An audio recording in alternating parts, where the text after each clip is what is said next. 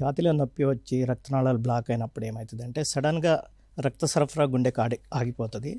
దీనివల్ల దీన్ని ఏమంటారంటే హార్ట్ అటాక్ అంటారు, లేకపోతే హార్ట్ స్ట్రోక్ అంటారు.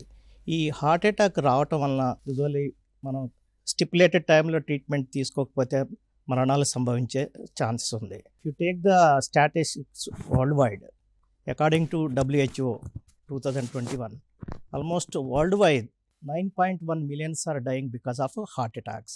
And in India, if you take the statistics, 1.5 millions are dying because of heart attacks. So this is the number one killer in the world as well as in India. If you take the statistics, every 111 people are dying because of heart attack. So this is the major health issue, not only in India, all over the world. So we have to recognize the heart attack early, and best treatment, right treatment at the right time is there, we can save the lives.